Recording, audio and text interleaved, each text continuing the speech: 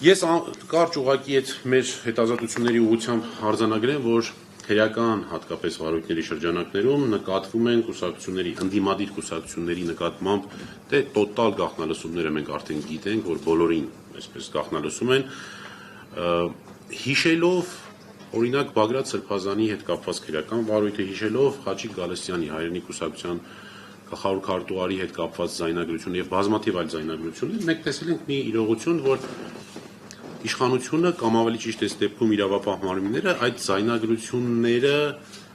ձևախեղում են, խմբագրում են, փոփոխում են, մոնտաժում են եւ հրատապ ներկայացնում են հանրությանը որպես ապացույց այն բանի, թե իբր կոնկրետ թիրախավորված այս քաղաքական ուժը կամ այս անձը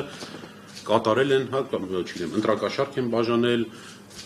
հավաքներին մասնակցելու համար նյութապես շահագրգռել են, եւ որ ամենակարևորն է, որի մասին մենք շատ ենք վերջերս խոսում, հատկապես 5 իրավապաշտպանների նախաձեռնության շրջանակներում Վարազդատ առաջինը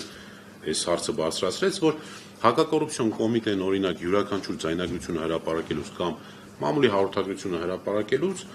հետևողականորեն նշում է կուսակցության անունը։ Օրինակ, ուժեղ Հայաստան կուսակցության դրոշներ են ցույց տալիս։ Ես գտնում եմ կամ մենք գտնում ենք, որ հակակոռուպցիոն կոմիտեի խնդիրը ոչ թե կոնկրետ քաղաքական ուժին թիրախավորելը պիտի լինի, այլ ընդհանրապես ընտրակաշառքների դեմ պայքարը եւ հակակոռուպցիոն կոմիտեի համար նշանակություն պիտի չունենա դա ուժեղ Հայաստանն արեց, Հայաստան դաշինքն արեց, քաղաքացիական պայմանագիրն արեց եւ այլն, այսինքն որպես կանխարգելում, որը հաճախ վերջի շրջանում ներկայացում է, թե իբր այդ անունները տալը նպատակ ունի նաեւ կանխարգելելու, այ հենց որպես կանխարգելում պետք է նշանակություն չունենա կոնկրետ անունը։ Պետք է լինի ընդհանուր ձևակերպումներ առանց նշելու կոնկրետ ուժի անուն։ Իսկ ինչի են կոնկրետ ուժերի անունները նշվում, շատ պարզ պատճառով, որովհետեւ էլի մեր գնահատմամբ հակակոռուպցիոն կոմիտեն վերածվել է քաղաքացիական պայմանագիր կուսակցության նախընտրական շտաբի, քարոզչական շտաբի եւ խնդիրը այստեղ բացարձակ իրավապահ համակարգի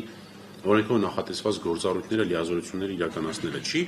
այլ քաղաքացիական պայմանագիր կուսակցության անդամներին եւ հատկապես падգամավորներին ամենօրյա ռեժիմում քարոզչություն իրականացնելու շրջանակներում ելույթի կամ ուղիղ եթերների խոսք տրամադրելն է։